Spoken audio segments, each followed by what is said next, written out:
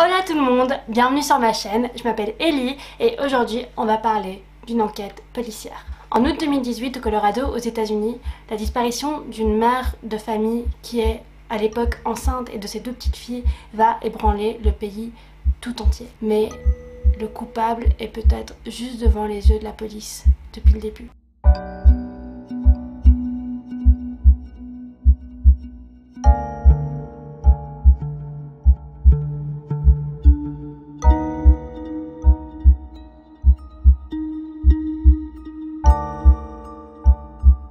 L'enquête dont on va parler aujourd'hui, c'est vraiment une enquête qui me rend hyper triste, genre. Elle est incroyablement horrible en fait. Et j'ai vu le documentaire qui est sorti en 2020, je pense, et qui s'appelle American Murder de Family Next Door, je pense que ça s'appelle comme ça, qui est super et qui m'a trop touchée et du coup j'ai directement voulu faire une vidéo sur le sujet. Tout commence le 13 août 2018 au Colorado, aux États-Unis. Vers 1h48 du matin, Shannan Watts rentre chez elle après un voyage d'affaires en Arizona. On sait qu'elle est rentrée à ce moment-là parce qu'une caméra de surveillance qui est placée devant chez elle la voit rentrer à 1h48 chez elle. Elle est déposée chez elle par son amie Nicole Atkinson qui était avec elle en voyage d'affaires. Christopher Watts, lui, donc, qui est le mari de Shannan, il est à la maison à ce moment-là avec les deux filles du couple, Bella qui a 4 ans et Sissy qui a 3 ans. Hey, guess what, girls? Mommy has a baby in her belly. Are you guys excited? Yes? Are you really excited? Oh my goodness. Come give me hugs. Oh! Oh. I love you, girls. I got the baby a hug. You want to give the baby a hug? I love you, Bella. You're so sweet. Give me a kiss. Mommy. Mais qui est cette famille? Qui sont-ils? Eh bien, Christopher et Shannan sont originaires de Caroline du Nord. Ils se sont rencontrés en 2010 et ils vont se marier en 2012 et avoir deux petites filles. Bella qui est née en 2013 et Céleste qu'on appelle Sissy qui est née en 2015. À ce moment-là, donc le 13 août 2018, Shannan elle est enceinte d'un petit garçon qui devra s'appeler Nico. Donc c'est le troisième enfant du couple. Elle est enceinte de 15 semaines et à ce moment-là, Shannan elle a l'habitude de partager beaucoup de vidéos de la famille et tout sur les réseaux sociaux. On voit même une vidéo où elle annonce à Chris qu'elle est enceinte, donc de leur petit garçon.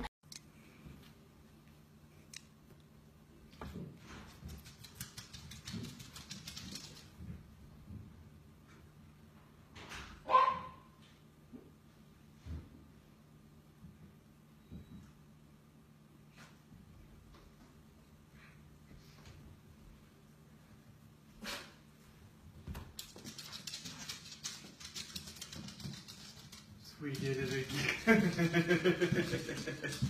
I like that shirt. Really? Really? That's awesome.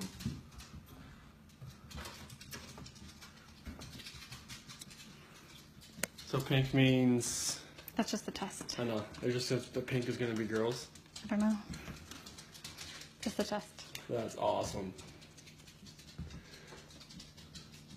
En fait, d'un point de vue extérieur, la famille a l'air absolument parfaite. Toutes les vidéos sont adorables, absolument parfaites, ils ont l'air très très heureux. Mais ce matin-là, le 13 août, Shannan va manquer un rendez-vous avec son gynécologue et lors de ce rendez-vous, elle devait entendre pour la première fois les battements cardiaques de son petit garçon. Nicole, donc l'amie avec qui Shannan était en voyage d'affaires en Arizona, est inquiète, elle essaye d'appeler Shannan, elle essaye de lui envoyer des messages mais elle n'a pas de réponse. Nicole, elle va donc se rendre chez Shannan à 12h10, donc elle est de plus en plus inquiète, mais elle frappe à la porte, elle sonne à la porte et il n'y a aucune réponse. Shannan ne répond toujours pas à ses appels téléphoniques. Donc Nicole, elle va appeler Chris qui est à ce moment-là au travail pour qu'il revienne et elle va aussi contacter la police pour savoir où est Shannan.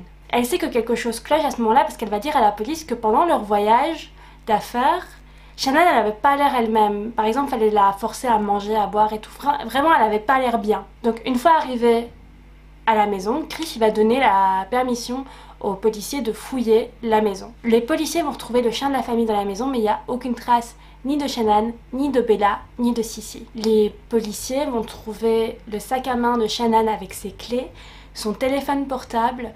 Ils vont aussi trouver une valise en bas des escaliers, donc on dirait qu'elle a vraiment laissé tout derrière elle. Mais sa voiture qui contient encore le siège auto des filles est toujours dans le garage. Chris, il dit qu'il a envoyé des messages à sa femme ce matin-là, mais qu'il a reçu aucune réponse et qui s'est pas trop inquiété, il s'est dit que c'était simplement parce qu'elle était occupée. Sur les caméras de surveillance d'un voisin, on voit Chris rentrer dans sa voiture et quitter la maison ce matin-là vers l'aube. On peut pas trop bien voir ce que Chris fait, mais on peut penser qu'il part juste au travail. Par contre, Chris, il a déjà un comportement un peu étrange. Lui, il est toujours très calme, très réservé.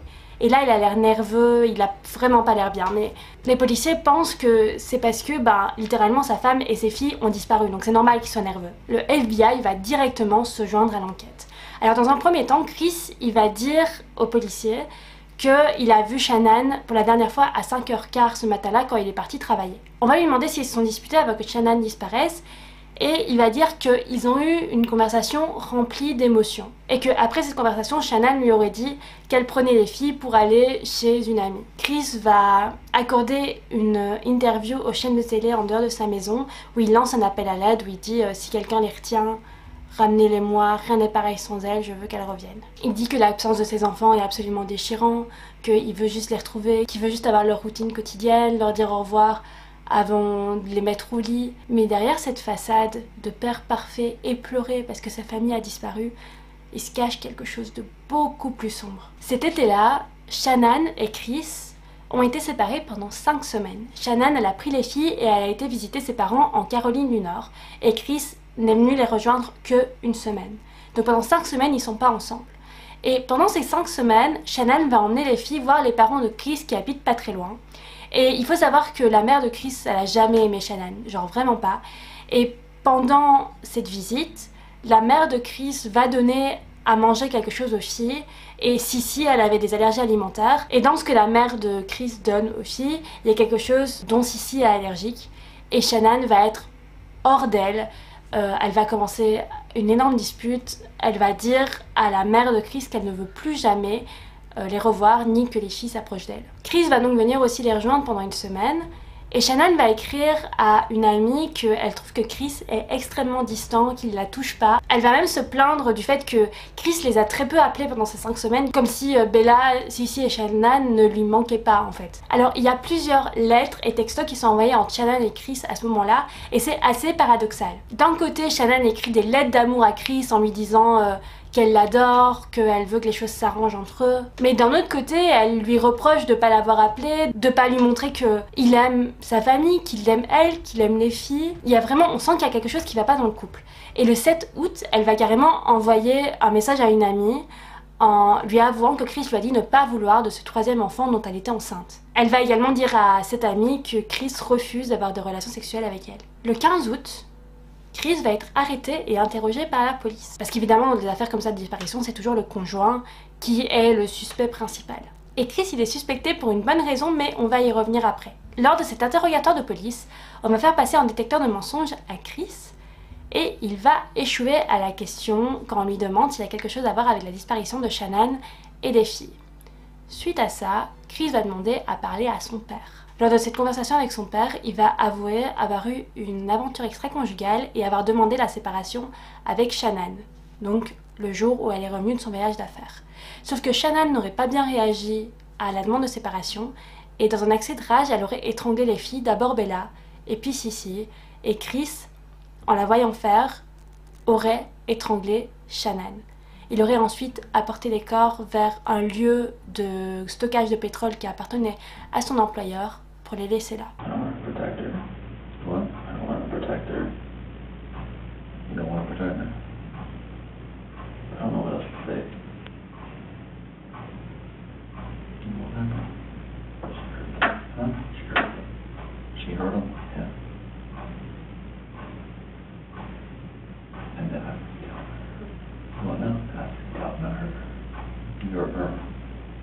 Donc là, dans la version de Chris, il a bel et bien tué Shannan, mais seulement parce qu'elle aurait fait du mal aux filles.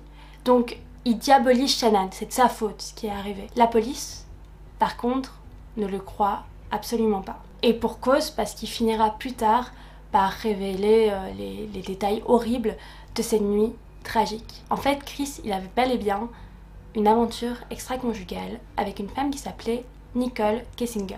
Il dit avoir rencontré Nicole en juin 2018, avoir passé quasiment toutes ses nuits avec elle pendant que sa femme et ses filles étaient en Caroline du Nord. Il dit que cette aventure lui permettait de relâcher la pression de la vie familiale qu'il n'aimait pas en fait. Le problème c'est que Chris ment à Nicole. Il lui dit qu'il va se séparer de Shannan, il ne lui dit à aucun moment que Shannan est enceinte.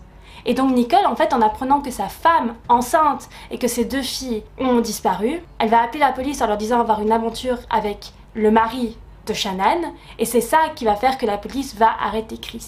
Nicole, elle va dire à la police que Chris est un menteur parce que, en fait, il lui a jamais révélé la vérité sur qui il était vraiment. En fait, il menait vraiment une double vie. Du coup, que s'est-il réellement passé ce 13 août 2018? En fait, Shannan, pendant son voyage d'affaires, elle va voir sur les comptes de Chris des activités étranges. Elle soupçonne le fait qu'il ait une aventure. Donc, quand elle revient ce 13 août, elle va directement confronter Chris en lui disant est-ce que tu as une aventure? Est-ce que tu as une maîtresse? Chris va lui dire que oui et va lui dire que leur mariage est terminé. Shannan va alors lui promettre qu'il ne reverra pas les filles et qu'elle va obtenir la garde des filles, ce qui met Chris hors de lui.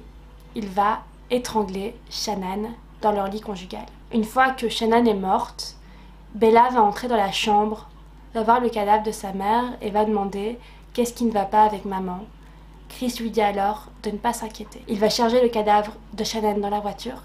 Il va mettre ses 2 filles, Bella et Sissy, dans la voiture à côté du cadavre de leur mère et il va les conduire au lieu où le pétrole est stocké. Les 2 petites sont terrorisées, se blottissent l'une contre l'autre, elles savent que quelque chose ne va pas. Arrivé sur place, il va étouffer Sissy avec une couverture sous les yeux de Bella, puis Bella avec la même couverture, donc il va tuer ses 2 petites filles. Il va ensuite disposer de leur corps dans un gros réservoir de pétrole, donc elles seront côte à côte, et en faisant ça, il essaye de cacher les odeurs de putréfaction, et il va enterrer Shannan, qui était donc enceinte de leur petit garçon, sur le même site. Le 16 août 2018, quand la police va du coup sur ce site, il découvre bel et bien le cadavre de Shannan enterré et le cadavre des 2 petites filles dans le réservoir de pétrole. Le 21 août, Chris est inculpé de meurtre au 1er degré. Christopher va plaider coupable des meurtres le 6 novembre 2018 et on va pas proposer la peine de mort parce que la famille de Shannan refuse, elle ne veut pas qu'il y ait un mort supplémentaire. Le 19 novembre, il est condamné à 5 peines d'emprisonnement à perpétuité sans possibilité de remise de peine. Il va écoper de 48 ans supplémentaires pour l'interruption de la grossesse de Shannan et 36 ans en plus pour transport d'un corps mort et dissimulation de ce corps. My daddy is a hero. He helps me grow up strong. He helped me snuggle too. He reads me books. He ties my shoes.